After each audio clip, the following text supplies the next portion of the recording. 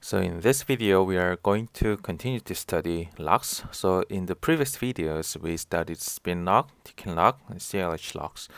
And today we are going to study what is called MCS lock and MCS parking lock.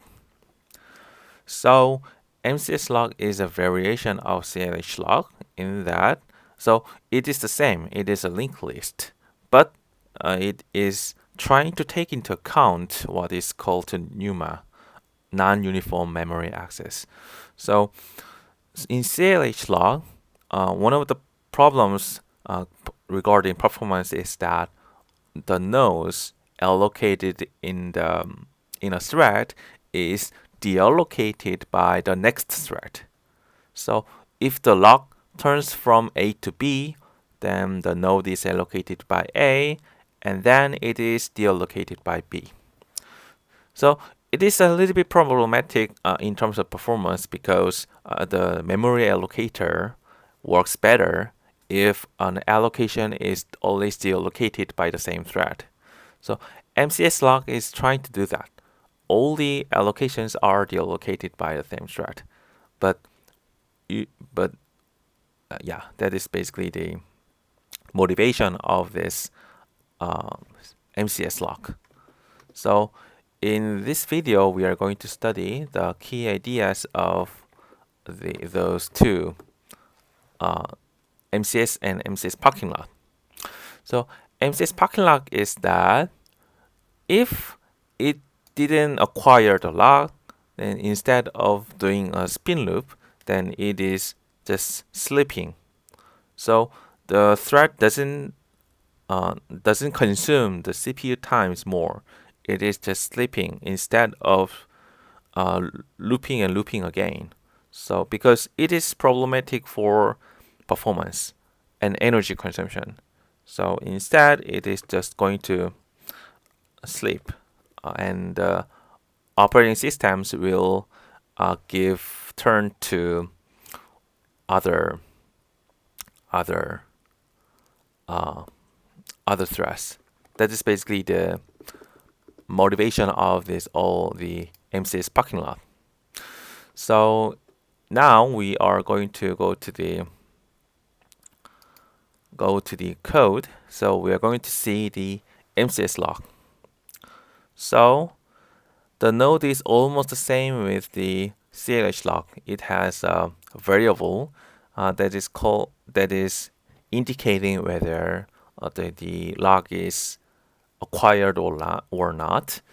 And next is the pointer to the next pointer, basically. So the same. It is the linked list of the nodes. And each node is created by a thread that is trying to acquire the lock. Also, we have a token here. Token is just a pointer to the node. And MCS lock is always containing the tail. So it's a linked list, and the lock is containing the tail. So here is a figure. At the beginning, the tail pointer is pointing to the null value. So it is the beginning. And let's see what happens. What happens if the MCS lock, a thread is trying to acquire the MCS lock. So it is null at the beginning. And in the lock function, if a thread is trying to acquire the lock, it just creates a node. And the node is that the value is locked, the locked value is true. So let's create a node here. A is trying to lock. Tail is still a null pointer, and it creates a node. Node is the locked value is true, and its next pointer is null. So it is created here. The lock value is true, and next pointer is false. And then it is trying to swap the tail pointer. Tail becomes node, and prev becomes the previous tail. So okay, let's see what happens here. So node is looking like this, and after succeeding swap, the node is pointed to by the tail pointer, lock's tail pointer, and then my prev is the previous tail, which is null. Okay, so far so good. And let's see what happens here. Oh, if previous value is null, then I succeeded in acquiring the lock because no one is there. No one is waiting for the lock, and I am the first who swapped the tail pointer, which was null. So I acquired the lock. So that's the reason why it just returns. And when it returns the node that I created. So always my token is the node that I created. So that is the thing. Okay, so far so good. And my token is node. So far so good. And suppose that a thread A is still executing itself, and now let's say it's node A. Now B is trying to acquire the lock when A is holding the lock. Okay, so the tail was node A, and let's see what happens if another thread is trying to acquire the lock here. And it also creates a node here. Node B should be true and null. And now, as before, it swaps the value of tail. And the prev becomes node A, and the tail becomes node B by swapping the value of the tail. So the old value is assigned to prev, and the new value node B is assigned to tail. So far so good. And now it goes to a different branch. The prev is no longer a null. Non-null prev means that the lock is currently held by another thread. In this case, it is the thread A. Now, what it does is that it looks at the prev pointer. Okay. There is a previous node, so I am assigning the prev pointer's next pointer to me. Okay, so that is the thing. So, okay, and now node A becomes true and node B. So it is because we are assigning the node A's next pointer as node B in this line. And we are looping until the node's lock variable is becoming false. So we set the next pointer here.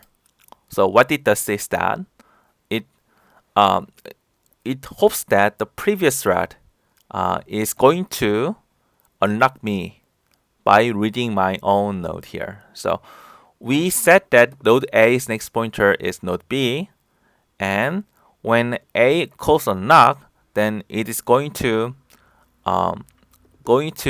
assign node B's locked variable as a false. So basically, it is what's going on in this lock implementation. And let's see what happens if this A's unlock function is called.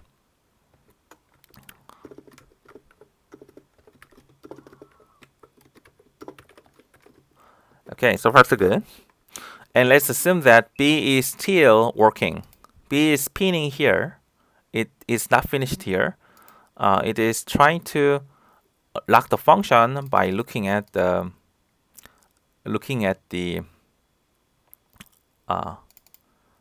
its own lock variable. At the same time, concurrently, node B is unlocking itself. So it first reads its next pointer. And if it is not null, then we are going to just assign the next pointer, next node's locked value as false, and then it is going to drop its own self. So if it sees next pointer as null, then it is going to drop its own self. So at this point, it reads its node here, and node B becomes false and null. That is by assigning. Here, see, this door assigns false to node values, node B's locked variable. And now deallocate node A. Before that, deallocate node A, and node B becomes false null. Okay, so far so good. And it is the end of the unlock function. So A unlocks itself by writing a value to this false variable. And now resume to B's lock function. So B's lock function should return only after A's unlock finishes. So that is actually guaranteed by this implementation, because node B's locked variable becomes false, and only after that B's lock function can break the loop. And let's see the implementation here. So here it is looping until its lock variable becomes true, false, and only after A unlocks it can break, and return after A unlock finishes. Yeah, so basically that is what's going on in this implementation. Okay, and now let's see what happens if B unlocks itself. So if there is a thread C that is also trying to acquire the lock, almost the same thing happens. C is trying to acquire the lock by waiting for B to assign the my locked variable to true. On the other hand, if there is no such a thread that is waiting for the thread to take the turn, then the B's unlock function works like this. So unlock function here is reading the node. This is node B from the point of view of the thread B. Then it reads the next pointer, and it is null because there is no such a thread that assigned my next variable. So tail was node B, and next is null. So it goes to this. Oh, there's no thread that is waiting to take turn. So that's the reason why we just reset the tail pointer by a compare and swap. So let's reset the tail. So if there's no next pointer, then I know that the tail is still me. So I'm trying to compare and swap the tail pointer from myself, the node, to the null pointer, which means that there's no thread that is waiting for the thread, the lock. So it is effectively unlocking myself because originally I was there, but I no longer hold the lock after compare and swapping this tail pointer that effectively releases myself from the lock. And if it is successful, we are going to drop my node, and at this point of time, tail becomes null pointer and deallocate node B, and it is the end of the block thread B's turn. So that is what's going on here. But if at the same time, at this point of time, if another thread C is trying to acquire the lock here, then there is a contention between this another thread C's lock and thread B's unlock function. So depending on the order of the RNW instructions here, it may be possible that this unlock function may succeed this cause or may not succeed this cause. If it succeeds this cause, then this unlock is happening before, and it just drop itself and return, effectively unlocking itself. But if it fails, it means that a concurrent thread succeeded in acquiring the lock at this point of time. And what happens? Then it is looping again. It is looping again from the beginning. Oh, I failed to unlock my lock because the tail pointer has changed. So I need to do it again from the beginning, loading the next pointer, and it may be changed because C's lock function may assign the node B's next variable. And after that, I need to go to here and storing the false value and then return. So basically, this was done in this unlock function in the case of contention. Okay, so this is basically what's on the execution log of the MCS log. And what is different from CLH log is that all the nodes that is created in this log function here, the node is created here in this boxing. So this is allocated in the heap, and it is returned as a token. And later in unlock function, it is deallocated in the same thread. Recall that in the CLH log, a node that is allocated by a previous thread is deallocated by the next thread. So it is detrimental to the performance because memory allocators are usually assuming the allocations are deallocated in the same thread. So otherwise, it is still safe, but you are going to pay some performance costs.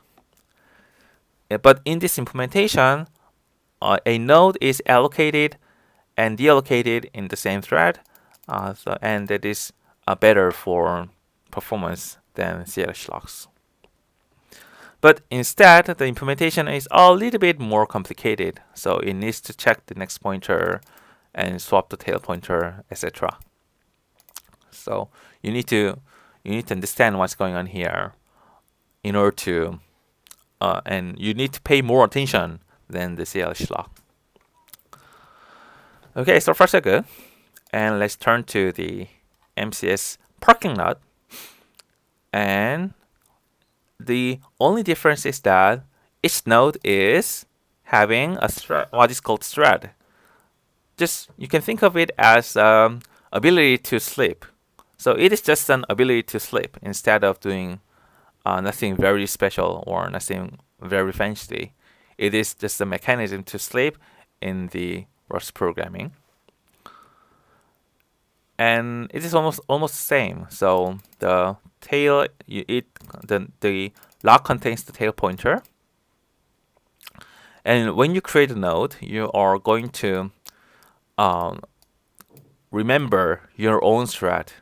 So your own thread is recorded in this node. So that's the only difference here. And the implementation is almost the same. In the lock function, you create a new node and swap the previous pointer. And if it is okay, it is checking if the previous node is null, then it just returns itself. That means that there's no thread that is waiting, that is currently holding this lock, and you just acquired the lock by swapping the tail pointer. And similarly, you are setting the next pointer, and also you are trying to wait for your node locked variable to be true. Otherwise, you just sleep. Here is the meaning of this is sleep indefinitely until someone wakes me up.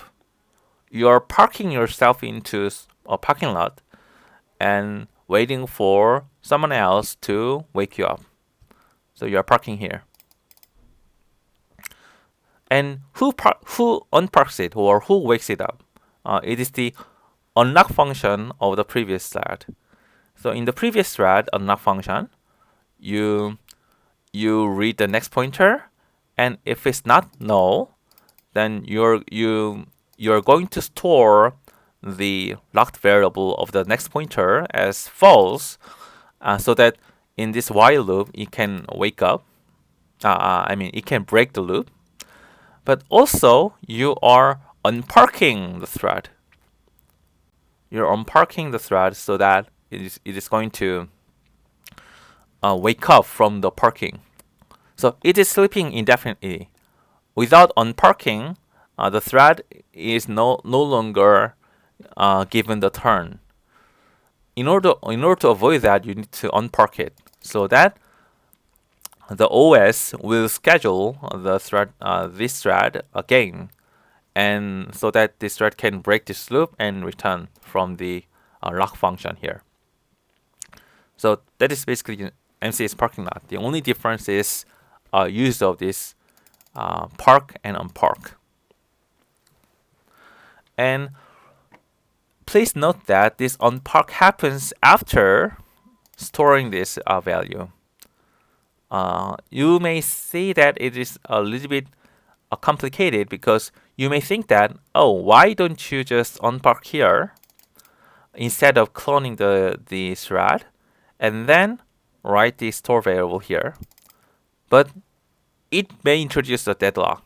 If you unpark here before unlocking, before the storing the false value to the store, then it may be possible that you unpack here and you unpack here basically and loop again and then read the locked variable again, and it may be possible that it is still false.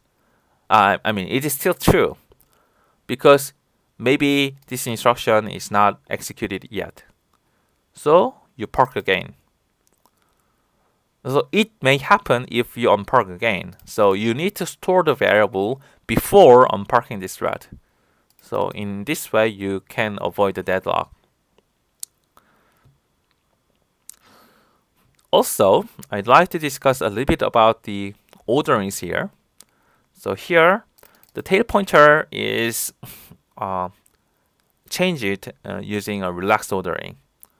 The reason is that you are not interested in synchronizing multiple threads using the tail pointer. The tail pointer's role is just ordering log accesses. Who called the log function before another thread's log function. So that is decided by this order of the swap in this tail pointer. The synchronization happens here, from here to here. So this is allocated by this is set by the previous thread, and this is read by the next thread. And there is a release acquire synchronization. So all the information that is, there are two. Let me explain it again. So there are two ways of two release acquire synchronizations, from here to here, and then here to here. So when you write a note here, you need to you need to give an information about this node. You created this node, and this node will be accessed by the unlock thread.